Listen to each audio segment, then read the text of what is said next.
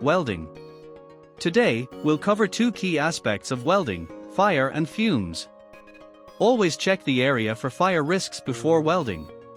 Remove any flammable materials. Don't weld near flammable liquids without checking with a supervisor. Clean wooden floors well before welding. Cover them with metal or fireproof material. If needed, wet the floor, but be cautious of electric shock when using electrical welding. Use an insulating platform if welding in damp areas. Be careful of cracks where sparks can get in. Don't let hot materials fall into machine pits. Cover open doors, broken windows, and similar gaps with asbestos curtains. The curtain must touch the floor.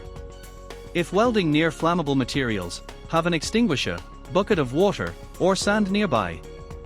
Have someone with an extinguisher ready in case sparks start a fire. Before welding or cutting a tank that held flammable liquids or gases, ensure there are no dangerous vapors. Don't rely on prior tests, always test it just before starting. Good ventilation is crucial when welding. Welding produces harmful fumes. Ensure air circulates well. Avoid blocking airflow with screens. Sometimes, extra ventilation equipment may be necessary. Ask me if you're unsure.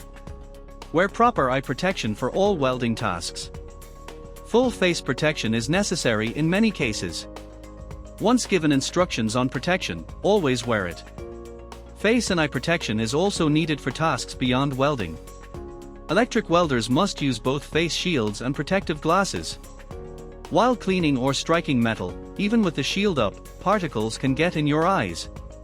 Eye protection shields against sparks, slag, molten metal, and heat burns from radiation. Follow company guidelines for face and eye protection to avoid injuries.